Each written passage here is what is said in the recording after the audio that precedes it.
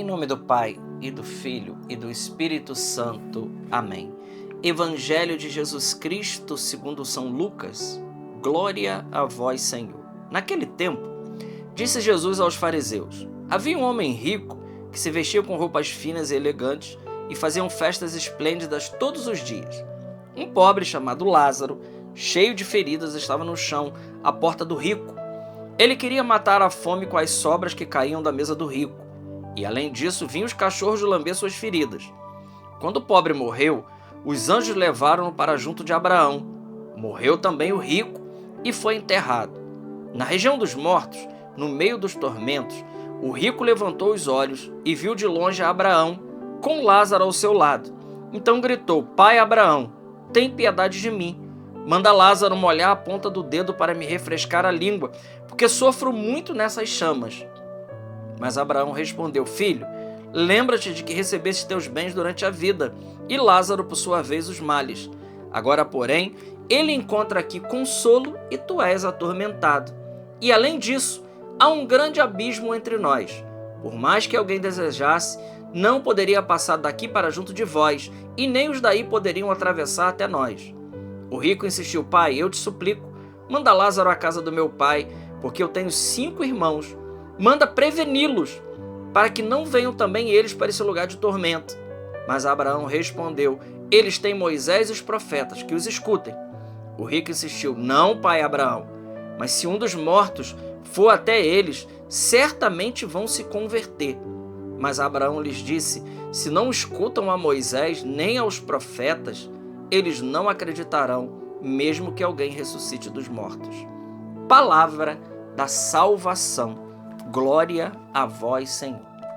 Meus irmãos, nesse dia 20, nesta quinta-feira, nós temos aqui um texto muito pesado, mas muito real do texto do Evangelho de hoje. A parábola do rico opulento e do Lázaro pobre. E antes da gente explanar essa palavra, que fique muito claro que a condenação do rico não era porque ele era rico. E a salvação do pobre não era simplesmente porque ele era pobre. Isso falando num termo financeiro. Tá? Que isso aqui fique claro para nós, porque não é a pobreza e nem é a riqueza que nos condena e nos salva. Mas são sim as atitudes.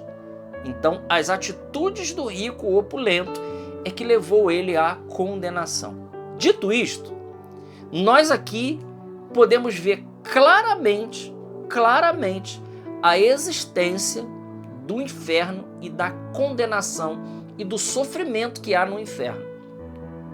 Então aqui conta a história desses 2 homens. Um morreu e foi para a glória, estava junto com Abraão. O outro estava num lugar de tormento. E é interessante que diz lá, o rico insistiu: Pai, eu te suplico. Primeiro ele pede, né? Ele pede: você recebeu os bens aqui, o Lázaro os mal. Agora, porém, ele encontra aqui e tu és atormentado. E além disso, há um abismo entre aqui e lá. Os de lá não podem passar para cá e os de cá não podem passar para lá.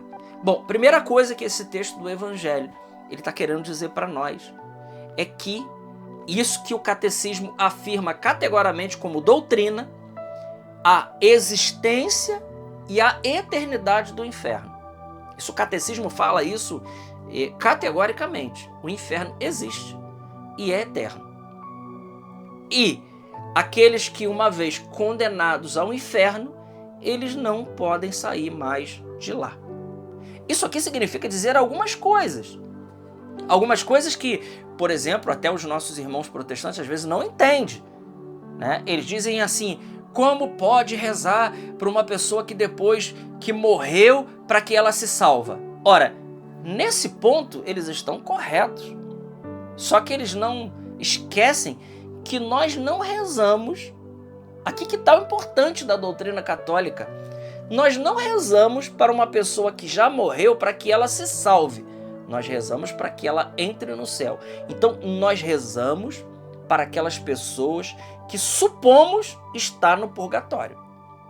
Como eles não acreditam no purgatório, então eles generalizam essa questão e na cabeça deles, eles acham que nós estamos rezando para que as pessoas se salvem. Não.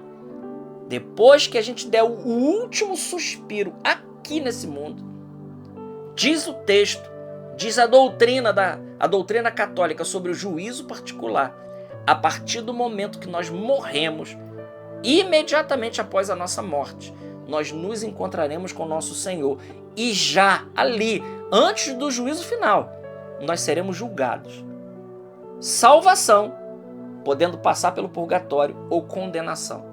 Então, quem está no inferno, quem se condenou, e a gente não sabe quem, e a igreja não diz quem, porque esses caminhos só Deus sabe, nós não temos aqui autoridade para falar isso, nós só sabemos que ele existe e que tem gente lá. Nossa Senhora mostrou isso em Fátima, enfim.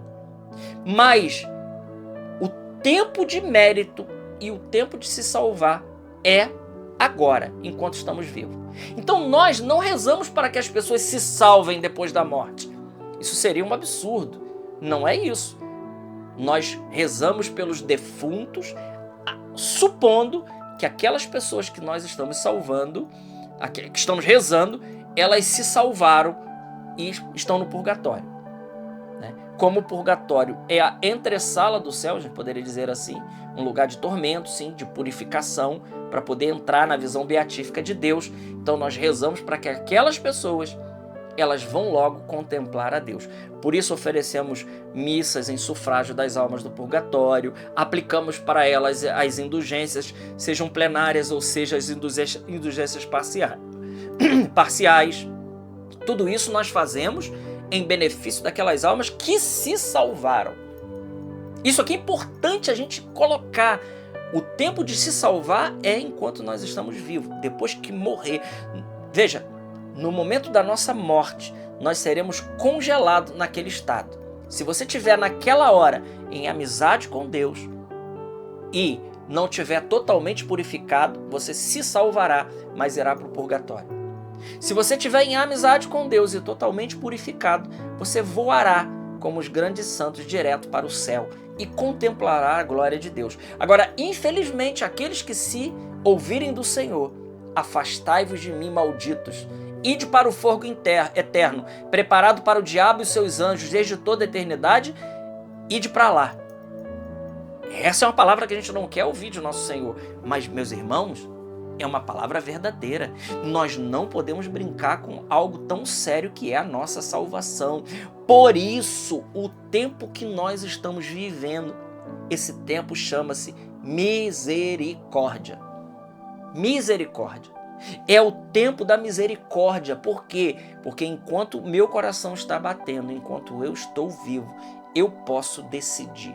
Quando, no evento chamado morte, minha alma se separar do meu corpo, eu já não poderei mais decidir, porque eu verei as coisas de uma outra maneira, com toda clareza, assim como os anjos, após uma decisão, eles não podem mais se arrepender, assim o ser humano, após a sua morte, ele não poderá mais tomar decisão alguma de escolher para o Senhor. É isso que esse rico aqui, ele está tentando fazer e não é possível. Não é possível passar de lá para cá e nem daqui para lá.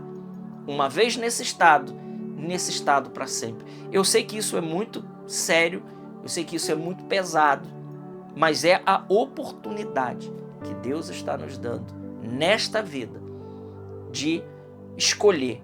E aí eu perguntaria, meu irmão, minha irmã, aonde você quer passar a eternidade? Com Deus ou nesse lugar de tormento?